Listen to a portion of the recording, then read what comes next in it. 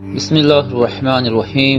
یا نبی سلام علیکہ، یا رسول سلام علیکہ۔ تو آج ایک مرتبہ پھر تشریف فرما ہے ہم حضرت علامہ مولانا مفتی سلمان اظہری صاحب۔ السلام علیکم ورحمۃ اللہ وبرکاتہ۔ وعلیکم السلام ورحمۃ اللہ تعالیٰ وبرکاتہ۔ مزاج گرامی بخیر؟ دعائیں آپ کی، الحمدللہ، اللہ کا فضل و کرم احسان ہے۔ آپ کیسے ہیں؟ الحمدللہ رب العالمین۔ ناظرین کرام، اس سے پہلے کہ مفتی صاحب سے سوالات کا آغاز کیا جائے، یہ تو بتا دوں آج کا ٹاپک کیا ہے، آج کا عنوان کیا ہے۔ ویسے تو قرآن پاک سے کسی بھی عنوان کو بیان کیا جائے، اللہ اکبر، لطف الگ ہی ہوتا ہے، مزہ الگ ہی ہوتا ہے۔ کیوں؟ کیونکہ اللہ کے کلام سے بیان کیا جا رہا ہے۔ اس طرح کی بہت ساری باتیں ہم نے مفتی صاحب سے آج پوچھنی ہے۔ مفتی صاحب اجازت ہے میں اس خوبصورت بالکل اجازت۔ عنوان پر آپ سے گفتگو کا آغاز کروں؟ فرمائیں۔ جزاک اللہ خیر۔ مفتی صاحب، بنیادی سوال ہے کہ بندے کے ذہن میں جب آتا ہے کہ بھائی انبیاء کرام، اللہ کے انبیاء جو کہ معصوم ہیں، جن سے خطاؤں کا تصور بھی نہیں ہو سکتا، گمان بھی نہیں ہو سکتا، ان کا دنیا میں آنے کا سلسلہ ایک تو کب سے شروع ہوا؟ کیونکہ دنیا تو بہت پہلے سے بنی ہوئی ہے، کب سے ان کا آمد کا سلسلہ دنیا میں شروع ہوا، اور پھر ان کے آنے کی وجوہات کیا ہیں؟ یہ بڑا ایک اہم پوائنٹ ہے جس کو جان کر یقین ہمیں بہت کچھ سیکھنے کو ملے گا۔ الحمدللہ وکفا وسلام علی حبیبہ المصطفیٰ، اما بعد، فاعوذ باللہ من الشیطان الرجیم، بسم اللہ الرحمن الرحیم۔ اللہم صلی علی سیدنا محمد وآلہ وصحبہ وبارک وسلم صلاۃ دائمۃ سرمدا ابدا۔ بڑا خوبصورت سوال آپ نے کیا ہے۔ ویسے قرآن پاک میں اللہ تبارک و تعالیٰ نے انبیاء اکرام علیہ السلام کے تذکرے مختلف انداز میں فرمائے ہیں، اور ظاہر سی بات ہے ہم سب کو انبیاء اکرام علیہ السلام کی وہ تاریخ جاننا اس لیے بھی ضروری ہے کہ اللہ نے جو ان کے متعلق بیان فرمایا وہ یقیناً ہماری عبرت کے لیے ہے، اور ہماری زندگیوں کے معیار اس میں چھپے ہوئے ہیں۔ واہ۔ ویسے آپ نے بہت سارے سوالات کو گھیر دیا اور مختلف انداز سے آپ نے انبیاء اکرام علیہ السلام کے تذکرے کے سلسلے میں سوال کیا۔ سب سے پہلی چیز میں آپ کے سامنے یہ رکھتا ہوں کہ نبی کون ہوتے ہیں؟ واہ، سبحان اللہ۔ یہ نبی کون ہوتے ہیں؟ کوئی اجنبی اگر سن رہا ہو، ویسے تو مسلمانوں کو بچپن سے اس چیز کی تربیت دی جاتی ہے، اجنبی کوئی یہ نہ تصور کر لے کہ آسمان سے اتری ہوئی کوئی مخلوق ہے یا پھر کوئی الگ سے انسانوں کے بغیر کوئی دوسری مخلوق ہے۔ نہیں، ایسا نہیں ہے۔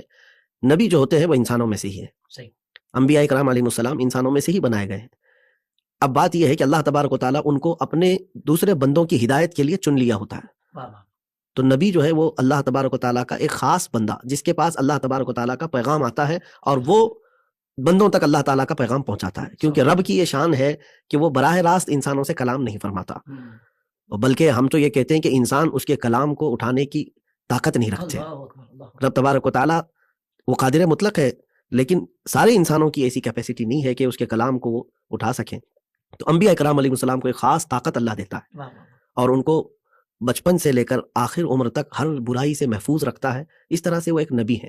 اچھا، اور ایک بات یہ بھی میں بتا دوں کہ نبی جو ہوتا ہے وہ اپنی محنت سے یا اپنی عبادت سے بنتا نہیں ہے، واہ واہ واہ۔ بلکہ نبی جو ہے وہ اللہ تبارک و تعالیٰ کا سلیکشن ہے، سبحان اللہ۔ پہلے سے یہ منتخب ہے۔ نبوت جو ہے وہ کسب سے نہیں ملتی، نبوت جو ہے وہ رب تعالیٰ کی عطا ہے۔ سبحان اللہ۔ اب چلے، آپ نے جو سوال کیا ہے کہ نبیوں کے آنے کا سلسلہ کب سے شروع ہوا، جی۔ ویسے جو سب سے پہلے انسان دنیا میں تشریف لائے وہ حضرت آدم علیہ السلام، اور وہ اللہ کے نبی۔ وہ اللہ کے نبی ہیں۔ واہ واہ واہ۔ نبوت کا سلسلہ روز اول سے شروع ہوا جب انسانوں کی ابتدا ہوئی ہے۔ اب حضرت آدم علیہ السلام کی تخلیق اور ان کے متعلق قرآن پاک میں تفصیل سے تذکرہ موجود ہے کہ اللہ کریم اپنا ایک نائب اور اپنا ایک خلیفہ دنیا میں بھیجنا چاہتا، اور یہ فرشتوں سے جو مکالمہ ہوا رب تعالیٰ کا وہ بھی قرآن پاک میں موجود ہے۔ اس سلسلے میں جب بات آئے گی تو ہم اس پر بھی بات کریں گے۔ بہت اچھا۔ لیکن نبوت کا سلسلہ جو شروع ہوا وہ حضرت آدم علیہ السلام سے، صحیح۔ اور پھر آپ نے جیسے کہ ذکر کیا ہے کہ 1,24,000 کم و بیش نبی دنیا میں آئے، تو یہ حدیث سے تعلق رکھتی ہے بات۔ اب ہماری گفتگو چل رہی ہے قرآن پاک سے، واہ واہ۔ ہاں، لیکن ایسا بھی نہیں ہے کہ ہم حدیث پاک کو ٹچ ہی نہیں کریں گے، بلکہ قرآن کی سمجھ اور قرآن کی فہم جو ہے وہ حدیث رسول سے ہے۔ واہ واہ واہ۔ لیکن پھر بھی قرآن پاک کا جب ہمارے ساتھ موضوع چل رہا ہے، انبیاء اکرام علیہ السلام کے تذکرے قرآن پاک میں کتنے نبیوں کے آئے، تو پھر یہاں ہمیں بتانا پڑتا ہے کہ تقریباً 26 نبیوں کے تذکرے اللہ تعالیٰ نے نام کے ساتھ صراحت کے ساتھ بیان فرمائے۔ باقی جو حدیثوں میں ملتا ہے کہ 1,24,000 کم و بیش، اور ایک روایت میں 2,24,000 کی بات ہے۔ تو ہمارا ایمان ہے جتنے بھی نبی دنیا میں آئے ان سب پر ہمارا ایمان ہے، لیکن نام بنام جو ذکر ہوئے ہیں وہ قرآن پاک میں 26 انبیاء اکرام علیہ السلام کا ذکر ہے، جس میں سب سے پہلے آدم علیہ السلام اور سب سے آخر ہمارے آقا و مولا سرکار دو عالم محمد مصطفیٰ صلی اللہ تعالیٰ علیہ وسلم، ارواحنا فدا کی یہاں تک سلسلہ نبیوں کا چلا ہے۔ سبحان تو یہ ایک مختصر سا میں نے آپ کے سامنے خاکہ رکھا کہ نبی جو آتے تھے وہ انسانوں کی ہدایت کے لیے آتے تھے، اور جب زیادہ کفر و شرک اور گناہ بڑھ جاتے تو نبی آتے تھے، اور کچھ نبی کسی خاص خاندان کے لیے آئے، کچھ نبی کسی قوم کے لیے آئے، کچھ نبی جو ہے وہ بہت بڑے شہر کے لیے آئے، کوئی ملک کے لیے آئے، مختلف طریقوں سے۔ اور بعض انبیاء کرام علیہ السلام کی بہت مختصر سی امتیں بھی رہی ہیں، صرف ان کا خاندان رہا ہے۔ بہرحال اللہ تبارک و تعالیٰ کی یہ منشا ہے، جس نبی کو جس کام کے لیے بھیجنا تھا وہ پروردگار عالم زیادہ بہتر جانتا ہے۔ سبحان اللہ، سبحان اللہ۔ مفسر یہ شاید فرمائیے کہ انبیاء کرام جو تشریف لاتے تھے ان کی عمریں کیا ہوا کرتی تھی، اور کتنے سالوں تک وہ تبلیغ کیا کرتے تھے. تو یہ ان کا ایک مخصوص ٹینیور ہوتا تھا ان کا.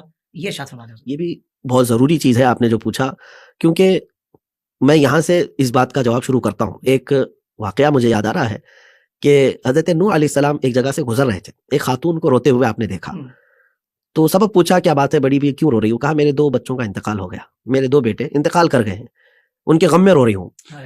تو آپ نے پوچھا اچھا ان کی عمر کیا تھی؟ تو خاتون نے کہا بڑے بیٹے کی عمر 400 سال تھی، چھوٹے والے کی 350 سال تھی. ارے 400 سال جیا ہے اور 350 سال ایک جیا ہے اور اس کے بعد بھی انتقال ہوا، ماں تو ماں ہے، رو رہی تھی. تو حضرت نوح علیہ السلام مسکرانے لگے. تو بوڑھی خاتون کہتی ہے میرے بیٹوں کا انتقال اور آپ مسکرا رہے ہیں. آپ نے فرمایا کہ میں امت محمدیہ کی عمروں پر تعجب کرتا ہوں. اس خاتون نے یہ پوچھا کہ امت محمدیہ کی عمر کیا ہوگی؟ تو آپ نے فرمایا ان کی اوسط عمر جو ایوریج ہوتی ہے وہ 60 سے 70 سال کی ہوگی. تو وہ خاتون گھبرا کر کے اٹھ گئی اور کہا کیا اتنی چھوٹی عمر کے لیے وہ آئیں گے تو کیا گھر بھی بنائیں گے؟ اللہ اکبر. تو یعنی اس زمانے میں ان کا تصور یہ تھا کہ اتنی مختصر زندگی کے لیے اگر یہ آتے ہیں تو گھر کیا کے لیے بنائیں گے. تو میں یہاں سے یہ بات شروع کر رہا ہوں کہ آج جو ہم لوگ ہیں ہم اپنی عمروں پر ان کو قیاس نہ کریں. بہت اچھا. ہاں ان کی عمریں بہت طویل تھیں. حضرت آدم علیہ السلام کی عمر 1000 سال کی تھی. صحیح. حضرت شعیب علیہ السلام کی عمر 850 سال کے قریب ہے. حضرت ابراہیم علیہ السلام کی عمر ایک روایت میں 195 بیان کی گئی. تقریباً یوں سمجھ لیں 100 سال کے اوپر نارمل سی بات تھی اور ان کی تبلیغ پورے سالوں کو محیط ہوتی. اور ایک مزے کی بات میں آپ کو بتاؤں، انبیاء کرام علیہ السلام کا صبر کمال کا صبر تھا. اس میں سب سے بڑی بات حضرت نوح علیہ السلام کی اگر میں آپ کو کہوں کہ 950 سال تو انہوں نے تبلیغ فرمائی، بقیہ اور 50 سال کا بھی ذکر ملتا ہے. تو 950 سال جب آپ نے تبلیغ فرمائی تو کتنے لوگ ایمان لائے؟ ٹوٹل 80 لوگ ایمان لائے. اللہ اکبر. 80 لوگ. اب آپ اس کو سوچئے کہ ان کی تبلیغ پر 80 لوگ ایمان لائے تو کیا وہ گھبرا کر کے اس میدان کو چھوڑنے کی بات کیا یا کبھی شکایت کیا؟ بلکہ رب تبارک و تعالیٰ کی بارگاہ میں ان نبیوں کے جو الفاظ ہیں وہ بھی قرآن پاک میں آئے ہیں. وہ ہمیشہ یہ کہتے تھے ان اجریہ الا علی رب العالمین، میرا اجر تو رب العالمین کے پاس ہے. کیا بات. نہ وہ تھکے نہ کبھی رکے. اس بات کو لے کر کے چلنا چاہیے. تبلیغ دین کو پھیلانا یا رب تبارک و تعالیٰ کی طرف لوگوں کو دعوت دینا. انبیاء کرام علیہ السلام 950 سال تک کبھی اکتاہٹ کے شکار نہیں ہوئے. تو یہاں جمعہ 8 دن ہونے کے بعد لوگ تھک جاتے ہیں اور کہتے ہیں کہ ہم نے تو لوگوں کو اتنا سنایا اتنا بیان کیا، کوئی ایکسیپٹ نہیں کیا. آج تو یہ رب تبارک و تعالیٰ کی رحمت کاملہ دیکھیں، ہزاروں لوگ آپ کو سنتے ہیں، ہزاروں لوگ آتے بھی ہیں، ایکسیپٹ بھی کرتے ہیں. لیکن ان نبیوں کا صبر کمال کا تھا، کمال کا حوصلہ تھا، بہت کمال کا. میں کبھی کبھار سوچتا ہوں کہ اتنی لمبی عمریں اور لوگ ان کے باتوں کو قبول کرنے والے موجود نہیں، پلس اس پر نہ قبول کریں تو نہ قبول کریں الگ مسئلہ ہے، لیکن ایذا بھی دیتے، مسلسل ایذائیں دیتے تھے. ان نبیوں کو حضرت نوح علیہ السلام کو کئی مرتبہ ایسی ایذائیں دی گئی ہیں کہ آپ بے ہوش ہو جاتے تھے، پورا دن آپ کے اوپر زد و کوب کیا گیا ہے، کئی ایسے معاملات. تو انبیاء کرام علیہ السلام کے ان مقامات کو کوئی نہیں پہنچ سکتا. یہ اللہ تعالیٰ کی خصوصی عطا کے ساتھ وہ تبلیغ کرتے تھے. اور سب سے انٹرسٹنگ جملہ یہ ہے جو قرآن پاک میں مجھے ملتا ہے کہ وہ اخیر میں یہی کہتے تھے کہ میرا اجر تو رب العالمین کے پاس. نہ ان کو طمع تھی نہ حرص قوم سے کسی چیز کا بدلہ. وہ ہمیشہ یہی کہتے تھے کہ میرا اجر اللہ کے پاس ہے. آج بھی ہمیں یہی کوشش کرنی ہے کہ پیغام پہنچانا، دین حق کی بات لوگوں تک پہنچا دینا، یہ ہماری ذمہ ہے. اور باقی ان لوگوں کا عمل کرنا یا دلوں کا ان کا موم ہو جانا، یہ سب رب تعالیٰ کی شان سے ہے. مولا تبارک تعالیٰ چاہے تو ہماری باتوں کو ان کے دلوں پر اثر کرائے. اور پھر باقی رہی بات اجر کی، تو اجر تو اللہ تعالیٰ کی بارگاہ میں. یعنی مقصود رب کی رضا ہو تو کوانٹٹی میٹر نہیں کرتی. بالکل. پھر یہ کہ بھائی عوام ساتھ ہو نہ ہو، میرا رب مجھ سے راضی رہے. بالکل. انبیاء کرام علیہ السلام کی شان ہے یہ. اور یہاں پر رک کر کے میں یہ بات کہوں گا، امت محمدیہ کے علماء کو یہ بھی کہا گیا ہے کہ یہ انبیاء کرام کے نائب ہیں. کس بات میں نائب ہے؟ دین حق لوگوں تک پہنچانے کے معاملے میں نائب ہے. بالکل ٹھیک. نیابت کرتے ہیں نبیوں کی. تو اب ہر عالم کی اب یہاں ذمہ داری ہو جاتی ہے کہ پہلے وہ نبیوں کو پڑھے. تبلیغ کے دوران انبیاء کرام علیہ السلام کو پیش آنے والی مشکلات کیا تھیں، لوگوں کا مذاق اڑانا کیسا تھا، ایذا دینا کیسا تھا. تو نبیوں کے بارے میں جو قرآن پاک میں تفصیلات آئی ہیں، ایک عالم دین پڑھے گا تو اس کا حوصلہ بڑھ جائے گا. سبحان اللہ. کہ میں ایک امتی ہوں ادنا، اور انبیاء کرام علیہ السلام ان ادوار سے گزرے ہیں جہاں تو میرا بس بھی نہیں ہے. تو اللہ تبارک و تعالیٰ نے نبیوں کے جو تذکرے قرآن پاک میں فرمائے، خصوصیت کے ساتھ میں داعیان دین کو کہوں گا کہ وہ ضرور پڑھا کریں. سبحان اللہ سبحان اللہ. صاحب میں تھوڑا سا اس طرح آنا چاہتا ہوں کہ ویسے تو ہمارے لیے نبی آخر الزمان حضرت محمد مصطفیٰ صلی اللہ علیہ وسلم کی جو سیرت طیبہ ہے، ظاہر بات ہے اس میں تمام پہلو موجود ہیں، وہی ہمارے لیے رول ماڈل ہے، وہی اس کے اندر سب کچھ الحمدللہ ہے. مگر میرا سوال یہ ہے کہ کیا دیگر انبیاء کرام نے جب دین کی تبلیغ فرمائی تو ان کے جو پاور ٹولز تھے وہ کیا تھے؟ یعنی کس طریقے سے وہ لوگوں پر محنت کرتے تھے؟ سختی بھی کہیں رکھتے تھے یا زیادہ تر انداز وہی محبت بھرا ہوتا تھا کہ پیغام رب کا پہنچانا ہے؟ تو میں چاہتا ہوں کہ اس حوالے سے ضرور حضرت ارشاد فرمائیں کہ انبیاء کرام کے وہ خاص اوصاف جو تبلیغ دین کے لیے آپ استعمال کیا کرتے تھے، اس کا کچھ تذکرہ ہو جائے. بالکل. دیکھیں، دو چیزیں انبیاء کرام علیہ السلام کی زندگی میں خاص وصف ہے. جتنے نبی دنیا میں تشریف لائے وہ سب کے سب اپنے زمانے کے سب سے بلند اخلاق پر آئے. کیا بات ہے. اخلاق میں ان کا کوئی مثال نہیں, ان کی کوئی مثال نہیں ہو سکتی. انبیاء اکرام علیہ السلام اخلاق سکھانے بھی آئے, تو ظاہر سی بات ہے یہ وصف خاص ہر نبی کے ساتھ رہا ہے. اور دوسری چیز جو آپ نے پوچھا ہے کہ سلطنت اور کچھ خصوصی طاقتیں, تو یہ ہے معجزہ کہلاتی ہے چیز. صحیح. یہ خاص طور پر ہر نبی کے ساتھ اس لیے دی گئی ہے کہ جب انکاری انکار کر کے نبیوں کو چیلنج کرتے تھے کہ تمہاری دعوت اگر سچی ہے تو یہ دکھاؤ وہ دکھاؤ, تو رب تبارک و تعالیٰ پہلے سے ان کو ان تمام چیزوں کی پریپریشن کے ساتھ قوم کے اندر اتارا ہوا ہے. تو انبیاء اکرام علیہ السلام کی تربیت جو ہوئی ہے نا, وہ ان کے گھروں کی نہیں ہے, وہ خالق کائنات کی تربیت ہے. نبیوں کو وہ خود تربیت دے کر کے دنیا میں بھیجا ہے. اسی لیے براہ راست جبرائیل امین کے ذریعے سے بار بار پیغامات جو دیے جاتے ہیں. اب ایک میں آپ کو بتاتا ہوں مثال, کہ جب کسی کے پاس جانا ہوتا ہے, یہ ہمارے استاد مصر میں بتاتے تھے کہ رب کا قانون کیسا ہے. موسیٰ علیہ السلام کے مقابل میں فرعون جیسا سخت قسم کا بادشاہ موجود ہے, اس کے پاس جانا ہے موسیٰ علیہ السلام کو, اور آپ کو 2 معجزے دیے گئے تھے. آپ کو پتا ہے اور تقریباً سب کو پتا ہے, ایک آپ کا عصا تھا لکڑی جس کو زمین پر ڈالتے تو اژدھا بن جاتا, اور ایک آپ کا ید بیضا, اگر آپ جیب میں ہاتھ ڈال کر کے نکالتے تو خوب روشن ہو جاتا. یہ 2 معجزے آپ کو دیے گئے تھے. لیکن میں آپ کو یہاں ذکر یہ کرنا چاہ رہا ہوں کہ اللہ تبارک و تعالیٰ نے یہ معجزے آپ کو جب عطا کیے تو یہ نہیں فرمایا جاؤ فرعون کے پاس ڈالو اس لکڑی کو, بلکہ جانے سے پہلے موسیٰ علیہ السلام کو پہلے کہا گیا کہ آپ زمین پر عصا ڈالیں, ابھی فرعون نہیں ہے, کوئی مقابلہ نہیں ہے. تو موسیٰ علیہ السلام نے اپنے عصا کو زمین پر رکھا, وہ اژدھا بن گیا. تب قرآن میں اللہ تعالیٰ نے فرمایا خذھا ولا تخف, پکڑ لو اس کو, ڈرو مت. کیونکہ دائی جو ہے یہ پہلے سے تربیت یافتہ ہو تو دشمن کے سامنے جا کر کے وہ گھبرائے گا نہیں. اور گھبرانا بھی نہیں چاہیے, کیونکہ مقابلے کے دوران اگر یہ گھبرایا تو سامنے والے پر اس کا برا افیکٹ جاتا ہے. تو موسیٰ علیہ السلام نے پکڑ لیا. اب یہ جو ہوا ہے پہلے, یہ کیا ہے, یہ ریہرسل اور یہ تربیت, اسی کا میں ذکر کر رہا ہوں. انبیاء کرام کی تربیت براہ راست خود اللہ فرماتا ہے اعلیٰ اخلاق میں. اب آپ کا جو سوال ہے انبیاء کرام علیہ السلام کی ان باتوں کے سلسلے میں جو داعیان دین کے لیے ضروری ہیں, تو چند باتیں میری طرف سے آپ سن لیں کہ اخلاق میں اعلیٰ ہونا داعی کے لیے سب سے پہلا وصف ہے. صدق, جو سچ بات. کسی بھی نبی کے بارے میں کسی بھی امت نے کبھی یہ الزام نہیں لگایا کہ یہ جھوٹ بولتے ہیں, کبھی نہیں. انبیاء کرام علیہ السلام کے خاص اوصاف میں سے ایک بات ہے, ان کے دشمنوں نے بھی کبھی یہ نہیں کہا کہ یہ جھوٹ بولتے ہیں یا کبھی جھوٹ کہا ہے. امانت, صدق, امانت, یہ 2 چیزیں جو ہے سارے نبیوں کا وصف رہا ہے, اور خود رسول پاک صلی اللہ علیہ وسلم کا. تو ہر دائی کو نبیوں کے اوصاف میں سے یہ چیز بہت ضروری ہے, صدق اور امانت, سچ بولنا اور امانت کی حفاظت. اور پھر اور ایک وصف خاص, جیسا بھی شدید قسم کا انسان ہو, اللہ تبارک و تعالیٰ نے موسیٰ علیہ السلام کو اور حضرت ہارون علیہ السلام دونوں کو جب فرعون کے پاس بھیجنا ہوا تو حکم کیا فرماتا ہے رب تعالیٰ, قولا لہو قولا لینا, جاؤ فرعون کے پاس لیکن نرم انداز میں بات کرو, لعلہ یتذکر او یخشی, ہو سکتا ہے وہ تمہاری نصیحت کو قبول کر لے اور ڈر جائے. اللہ تبارک و تعالیٰ کے علم میں تو ہے کہ وہ فرعون متعصب قسم کا جاہل کافر ہے, شدید دشمن ہے, لیکن پھر بھی انبیاء کو یہ حکم ہوا کہ آپ جا کر کے نرم بات کریں. اور خود رحمت عالم صلی اللہ تعالیٰ علیہ وسلم کے متعلق قرآن پاک میں فَبِمَا رَحْمَةٍ مِّنَ اللَّهِ لِنْتَ لَهُمْ, اے رسول آپ اللہ کی رحمت سے لوگوں کے لیے نرم ہیں, اور اگر آپ سخت دل ہو جائیں تو یہ لوگ آپ سے دور ہو جائیں گے, لوگ آپ سے دور ہو جائیں گے. رحمت عالم صلی اللہ تعالیٰ علیہ وسلم کے متعلق ہے کہ آپ نرم ہیں لوگوں کے لیے, تو آپ کے اطراف لوگ ہیں. تو ہر داعی دین کو سب سے پہلے اپنے لہجے کا صحیح استعمال سیکھنا ہوگا کہ دعوت دینے کے وقت کون سا لہجہ استعمال کریں. لیکن اس کا مطلب یہ بھی نہیں ہے کہ دشمنان خدا کے لیے یا دشمنان رسول کے لیے ہمیشہ نرم لہجہ رکھا جائے, یہ بھی ضروری نہیں.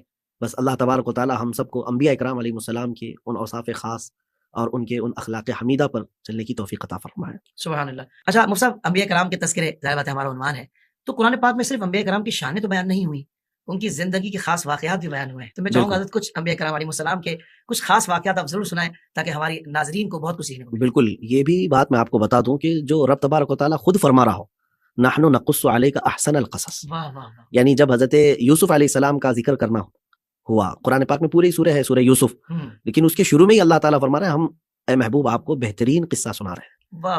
تو مطلب یہ ہوا کہ نبیوں کے واقعات سب سے بہترین واقعات ہیں. سبحان اللہ. اور میں تو اکثر کہتا بھی ہوں کہ اولاد کو ادھر گڈے گڑیا کی کہانی سنانا, چور پولیس کی کہانی سنانا, اس سے لاکھ درجہ بہتر ہے کہ انبیاء کرام علیہ السلام کے وہ واقعات اپنے بچوں کو سنائیں جو قرآن پاک میں ہیں, کیا کہنے ہیں, اور احادیث رسول میں بھی ہیں. اور جب خود خالق کائنات فرما رہا ہو کہ سب سے بہترین قصہ ہے, تو اس سے بہتر کیا ہو سکتا ہے. تو انبیاء کرام علیہ السلام کے تذکرات میں آپ نے یہ بھی مجھ سے پوچھا ہے کہ کچھ نبیوں کے تذکرے ہوں. ویسے جتنے انبیاء کرام علیہ السلام کے تذکرے قرآن پاک میں آئے, ہر ایک اپنی اپنی جگہ پر بہت اہمیت کا حامل ہے. کسی کے صبر کا امتحان, کسی کے ثبات قدمی استقامت کا امتحان, اور انبیاء کرام علیہ السلام میں کسی کی تبلیغ کا. اب ہم چلتے ہیں جیسے حضرت نوح علیہ السلام کا. حضرت نوح علیہ السلام کی قوم بڑی سرکش تھی، جیسے کہ میں نے اس سے قبل بھی بتایا کہ صرف 80 لوگ ایمان لائے تھے 950 سال تبلیغ میں. اور اس کے بعد آپ کو اللہ تعالیٰ نے حکم فرمایا کہ آپ ایک کشتی بنائیں. تو آپ کشتی بنا رہے تھے، 2 سال لگ گئے آپ کو کشتی بناتے. اور اس بنانے کے دوران کتنا مذاق اڑایا لوگوں نے، کتنی مرتبہ تانا کشی کی، مجنوں کہا، پاگل کہا، دیوانہ کہا کہ اتنی بڑی کشتی جو ہے یہ کہاں لے کر کے جائے گا. تو نبیوں کی بات جو ہے دیکھیں بہت نرالی ہے. ظاہر سی بات ہے کہ عقل میں یہ آنے والی چیزیں نہیں ہیں کہ ایک خشکی میں کشتی بنائی جا رہی ہو. لیکن جو ایمان والے ہیں وہ چوں چیرا نہیں کرتے. کیا آپ اللہ کے نبی ہیں، خشکی میں کشتی بنا رہے ہیں، ہمارا ایمان ہے آپ پر. تو حضرت نوح علیہ السلام کے جو مومن امتی تھے وہ سوالات نہیں کرتے، لیکن باقی سب سوالات کرتے رہے. 2 سال کے بعد جب کشتی مکمل ہوئی تو اللہ تعالیٰ نے بارش شروع فرمائی، جس کا ذکر قرآن پاک کی سورہ قمر میں موجود ہے. اللہ تبارک و تعالیٰ نے آسمان سے جب بارش نازل فرمائی تو ایسی بارش تھی کہ آسمان کے دروازے اللہ نے کھول دیے اور زمین کے سارے چشمے بھی پھوٹ پڑے. 40 دن مسلسل بارش ہوئی، جس کے بعد اب کون سی خشکی رہ گئی. کشتی کو تیرنا تھا، اس میں جو ایمان والے بندے تھے وہ حضرت نوح علیہ السلام کے ساتھ سوار ہوئے اور پھر یہ کشتی جو ہے چلتی رہی 6 مہینے تک. ان کا صبر بھی تو دیکھیں ایمان والوں کا. اس میں کئی عبرت کی چیزیں ہیں. کفار و مشرکین ہلاک ہو گئے. یہ 40 دن جو بارش برسی، ان بارشوں کے دوران اور طوفان کے دوران وہ سب ہلاک ہو گئے. لیکن ایک عبرت کی چیز یہ ہے کہ خود نوح علیہ السلام کی بیوی اور ان کا بیٹا اس کشتی میں نہیں آئے. تو انبیاء اکرام علیہ السلام کے تذکرے میں ایک حضرت نوح علیہ السلام کا یہ ذکر جمیل. پھر آپ 6 مہینے کے بعد آپ کی کشتی باہر آئی. پھر جو بچے تھے ان لوگوں سے دنیا آباد ہوئی. آپ کو آدم ثانی بھی کہا جاتا ہے حضرت نوح علیہ السلام کو، اور ابو البشر ثانی بھی کہتے ہیں. اور آپ ترتیب کے اعتبار سے چوتھے نبی تھے. آدم علیہ السلام، شیس علیہ السلام، ادریس علیہ السلام، ان کے بعد نوح علیہ السلام. صحیح. اور پھر بعض روایات میں ہے کہ پہلے رسول تھے. آدم علیہ السلام کے بعد پہلے رسول تھے. سیدنا نوح علیہ السلام کے بعد جو تذکرہ قرآن پاک میں کثرت سے ملتا ہے وہ ابراہیم علیہ السلام کا ہے. آپ کی ثبات قدمی، آپ کا بچپن سے جہاں پر ماحول ہوا. آپ کا چچا آزر تھا جو بت پرست تھا، جس کی معیت میں، جس کی کفالت میں آپ کی پرورش ہوتی رہی. عراق کا شہر بابل جہاں پر آپ آباد تھے، آپ کا خاندان آباد تھا، سارے بت پرست تھے. ابراہیم علیہ الصلوۃ والتسلیم کے ساتھ جو معاملات ہوئے قرآن پاک کے 17ویں پارے میں سورہ انبیاء میں اللہ تعالیٰ نے اس کو بیان فرمایا کہ بچپن سے ہی آپ تبلیغ فرماتے تھے. چھوٹی عمر میں اگر تبلیغ فرمانا نبیوں کا یہ ایک الگ معاملہ ہے. ان انبیاء کرام میں چند ہی نبیوں کا ذکر آتا ہے، حضرت ابراہیم علیہ السلام کا، حضرت یوسف علیہ السلام کا، اور حضرت عیسیٰ علیہ السلام تو ماں کے گود سے ہی تبلیغ کر رہے تھے. جس دن پیدا ہوئے اسی دن آپ نے گفتگو فرمائی. کیا بات. تو چھوٹی عمر میں جو نبیوں کی تبلیغ کا ہے ان میں سے حضرت ابراہیم علیہ السلام بچپن میں ہی اپنے چاچا پر یہ نصیحتیں کرتے تھے کہ تو ایسی چیزوں کی عبادت کیوں کرتا ہے جو تجھے نہ نفع دے سکتے ہیں نہ نقصان دے سکتے. تو یہ مسئلہ چلتا رہا. ایک دن ان کے گاؤں والے وہ میلے میں باہر جایا کرتے تھے، آپ بت خانے میں گئے، سارے بتوں کو آپ نے توڑ دیا. اچھا. کیونکہ نبی کا جو تیور ہے وہ غیر اللہ کی عبادت برداشت نہیں کرتا. واہ. اب پھر شرک مٹانے اور کفر ختم کرنے آتے. سبحان اللہ. بڑے بت کے گلے میں آپ نے کلہاڑی لٹکا دی، ایک کو چھوڑ دیا، اور اس کے بعد آپ گھر واپس آئے. گاؤں والے جب واپس آئے تو اپنے خداؤں کا یہ حشر دیکھا، آگ بگولا ہو گئے. بادشاہ کے پاس گئے، بتایا کہ یہ سب کیا کیا ہے. تو بادشاہ نے پوچھا کون کیا ہوگا؟ لوگوں نے کہا ایک نوجوان لڑکا ہے جس کو ابراہیم کہا جاتا ہے، اسی نے کیا ہوگا، وہ اکیلا یہاں تھا. تو کہا بادشاہ نے کہ بلاؤ اس کو. بلایا گیا. اب ایک بڑا مزے کا یہاں پر ایک نکتہ ہے. ابراہیم علیہ السلام سے پوچھا گیا انت فعلت هذا بآلهتنا یا ابراہیم، اے ابراہیم تم نے ہمارے خداؤں کے ساتھ ایسا کیا ہے؟ تو آپ نے جواب کیا دیا؟ کہا قال بل فعله كبيرهم، کہا کہ ان کے بڑے نے کیا. بڑے نے کیا ہے. اللہ اکبر. ان کے بڑے نے کیا ہے. تو اب یہاں رک کر کے آپ کو میں بتاتا ہوں، کبھی کبھار بات ذو معنی ہوتی ہے، 2 معنی. صحیح. اس کو جھوٹ پر محمول نہیں کیا جائے گا. بہت خوب. ابراہیم علیہ السلام کی مراد یہ تھی کہ ان کا بڑا تو میں ہی ہوں، یعنی ان بتوں کا بڑا میں ہی ہوں، ان کے بڑے نے کیا ہے. لیکن سامنے والے یہ سمجھ رہے تھے کہ ان کے بڑے نے مطلب جو بڑا بت بیٹھا ہوا ہے اس نے کیا. تو اور آگ بگولا ہوئے اور کہا کہ وہ پتھر کا خدا ہمارا وہ کیسے کر سکتا ہے. تو ابراہیم علیہ السلام نے اسی وقت، یہ دیکھیں ایک مناظرے کی ایک صورت ہوتی ہے، فرمایا کہ جب وہ کچھ نہیں کر سکتا، نہ اپنے چھوٹے چیلوں کو بچا سکتا ہے، تو پھر تم اس کی عبادت کیوں کرتے ہو. اتنی بات پر ہمیشہ سے یہ دنیا میں دیکھا گیا ہے جب کافر لاجواب ہوتے ہیں تو پھر وہ اپنی ناجائز طاقتوں کا استعمال کرتے ہیں. آج بھی یہی چلتا ہے. اگر وہ آپ کا جواب نہیں دے سکتے تو پھر اپنی پوری قوت اور طاقت لگا دیں گے آپ کے خلاف. ابراہیم علیہ السلام کے ساتھ یہ ہوا کہ جب جواب نہیں بن پڑا تو کہا حرقوہ، اس کو آگ میں جلا دو. اب آگ میں جلانے کے لیے 1 مہینے تک لکڑیاں جمع کی گئیں اور آگ بھڑکائی گئی. میں آپ کو ایک بات بتاتا ہوں کہ ایک انسان کو جلانا تو 1 مہینے آگ کیوں لگائی گئی، اور وہ بھی اس کے شعلے آسمان سے باتیں کر رہے ہو، اتنی بڑی آگ لگائی گئی.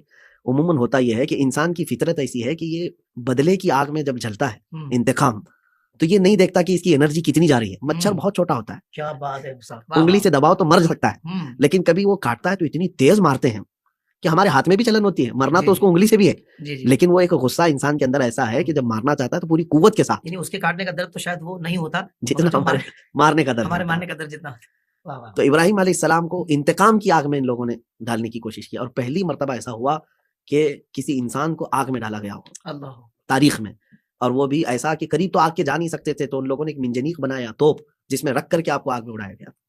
یہ سب پہلی ایجادات ہیں. حضرت ابراہیم علیہ السلام کو آگ میں ڈالا گیا, لیکن رب تعالیٰ کا حکم تھا, یا نارو کونی بردم و سلام علی ابراہیم, سبحان اللہ، اے آگ ابراہیم پر ٹھنڈی ہو جا. واہ واہ، اور حدیثوں میں یہ ملتا ہے کہ اس وقت دنیا میں جہاں جہاں آگ جل رہی تھی سب ٹھنڈی ہو گئی تھی, سبحان اللہ، صرف وہی آگ نہیں, کیا بات، جہاں جہاں آگ جلی تھی سب ٹھنڈی ہو گئی. اب ابراہیم علیہ السلام اس آگ میں صحیح سلامت کئی دن تک رہے. پھر جب آگ ٹھنڈی ہو گئی, آپ صحیح سلامت اپنے کپڑے جھاڑتے باہر آئے. سبحان اللہ، سبحان تو یہ اللہ تبارک و تعالیٰ کی مدد نبیوں کے ساتھ, یہ بھی معجزے میں بھی شمار ہوتی ہے. اللہ، پھر آپ وہاں سے جلا وطن کر دیے گئے, آپ مصر تشریف لائے. پھر اولاد کا امتحان بھی, آپ کی عمر 90 سال کے قریب تھی, تب تک آپ کی اولاد نہیں تھی. پھر اللہ تبارک و تعالیٰ نے بیٹا عطا کیا, اسماعیل علیہ السلام. پھر جب وہ کچھ بڑے ہوئے تو ابراہیم علیہ السلام کو حکم ہوا کہ ان کو قربان کرو. یہاں ایک نقطہ صوفیہ اکرام بیان کرتے ہیں, کیا مقصد ہے کہ اللہ تبارک و تعالیٰ کسی کے بیٹے کو قربان کرنے کا حکم دے. جیسے کہ آج کے کفار و مشرکین جو ہے نا, اس کو کہتے ہیں, یہ لاجک میں نہیں ہے کہ خدا جو ہے کسی بیٹے کی بلی چاہتا ہو, قربانی چاہتا ہو. وہ رحمان ہے, ساری باتیں بہتر جانتا ہے, لیکن جس کو 90 سال کے بعد بیٹا ملا اور اس کو قربان کرنے کا حکم, تو صوفیہ کرام یہ فرماتے ہیں حقیقت میں بیٹا قربان کرنے کا یہاں پر حکم نہیں تھا. یعنی حکم کا جو مفہوم تھا, مقصد تھا, وہ یہ ہے کہ باپ اتنے عرصے کے بعد جب بیٹا ملتا ہے تو کثرت سے محبت کرنے لگ جاتا ہے. تو اللہ تبارک و تعالیٰ کی یہ منشا رہی ہو کہ تمہارے دل پر بیٹے کی محبت غالب نہ آئے, اللہ اکبر، رب تبارک و تعالیٰ کی محبت پر. کیا بات ایسے ہے ہی جیسے مصطفیٰ، سبع سنابل شریف میں بھی یہ بتایا گیا, ابراہیم علیہ السلام نے جب یہ عرض کیا کہ مولا تو مردوں کو زندہ کیسے کرتا ہے, تو رب نے کیا فرمایا کہ کچھ پرندے لے لو, ان کو ذبح کرو, اور سارے پرندے جو 4 الگ الگ پرندے آپ نے لیے تھے, تیسرے پارے میں اس کا ذکر ہے, تو آپ نے ان کا گوشت کا قیمہ بنایا اور سب کو ملا دیا, اور اس کے بعد 4 پہاڑوں پر ان پرندوں کے گوشت رکھ کے آئے اور ان کے سر اپنے پاس رکھے تھے. یہ واقعہ ہے تیسرے پارے میں. اور پھر حضرت ابراہیم علیہ السلام کو یہ اللہ کے حکم سے آپ کر رہے تھے. میں یہاں پر انٹرسٹنگ چیز عرض کر رہا ہوں, 4 پرندوں کو آپ نے نام لے کر بلایا, وہ آ گئے, اپنے گوشت سے مل گئے, جسم بھی بن گیا اور اپنے اپنے سر سے جڑ گئے اور زندہ ہو کر نکل گئے. واہ واہ، ابراہیم علیہ السلام کا اللہ کریم کی بارگاہ میں سوال تھا کہ میں دیکھنا چاہتا ہوں, ہوں، تو اللہ نے قدرت کا مشاہدہ کروایا. واہ، لیکن کون سے پرندے تھے آپ کو پتا ہے؟ 4 پرندے جو لیے تھے. یہاں صوفیہ اکرام کی بات بڑی انٹرسٹنگ ہوتی ہے. ان میں سے ایک مرغا تھا, ایک کوا تھا, ایک کبوتر تھا, ایک مور تھا. چاروں نام ذہن نشین کریں, اس میں حکمت ہے. مرغا ہے, کوا ہے, کبوتر ہے اور مور ہے. اب یہاں پر آتے ہیں ہم, صوفیہ اکرام فرماتے ہیں در حقیقت ان 4 پرندوں کو ابراہیم علیہ السلام نے جو لیا, ان میں چاروں کی ایک ایک خاصیت ہے. مرغا شہوت میں بہت زیادہ ہے, ہوں، کوا لالچ میں بہت زیادہ ہے, اس کے اندر یہ برائی ہے. صحیح، اور کبوتر بہت جلدی دوستی کرنے کا عادی ہے, صحیح، جلدی دوست بن جاتا ہے. اور مور جو ہے نمائش کا عادی ہے, اپنے حسن کا اظہار کرنا اس کا بڑا شوق ہے.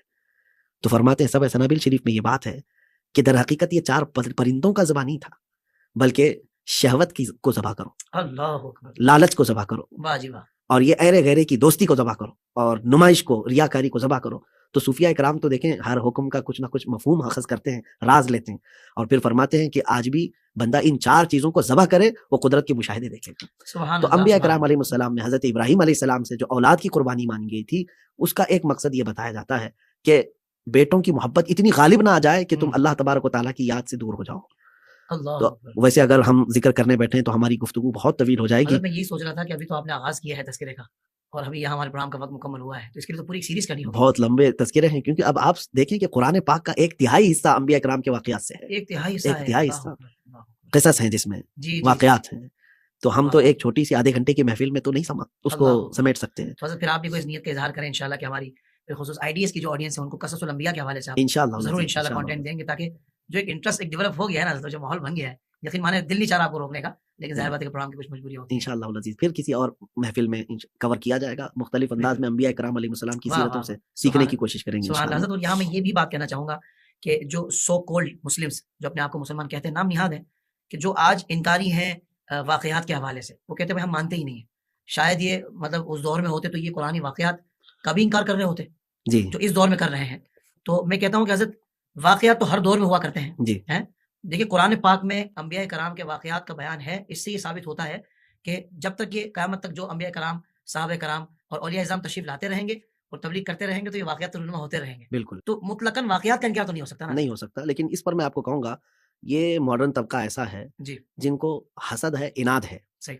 ایسا نہیں ہے کہ یہ واقعات کا انکار کرتے ہیں، دوسرے واقعات کو منون مانتے ہیں. ہم، ان کو نفرت ہے قرآن سے، اللہ. اور یہ مطلب دشمنی ایسی بھری ہوئی ہے جس کو یہ کہانیاں کہہ دیتے ہیں. جی. باقی ان کے ساتھ اگر آپ بات کریں گے، یہ جیسے ملحدین ہیں، ایتھیسٹ ہیں، یہ تو کہتے ہیں یہ تو سب بنی ہوئی کہانیاں ہیں، لیکن ان کو بگ بینگ ہے، دنیا کیسے وجود میں آئی ان سے پوچھیے، بتا دیں گے 13 کروڑ 80 لاکھ سال پہلے اس طرح سے دنیا وجود میں آئی. تو یہ تو سائنس کے بندے ہیں، ہم، سائنس کے بیان کیے ہوئے سارے واقعات کو منوان تسلیم کرتے ہیں. ہم اس موضوع پر بھی آئیں گے انشاءاللہ العزیز، جب قرآن کے چیلنجز کو ہم بیان کریں گے واہ واہ تب واہ. ان کی بھی ہم خبر لیں گے انشاءاللہ. سبحان اللہ. مصعب بہت ویورز، سنی اسلامک فیکٹ چینل کو لائک، شیئر اور سبسکرائب کیجیے اور بیل بٹن کو ضرور دبائیں تاکہ آپ کو ہمارے سبھی ویڈیوز ملتے رہے.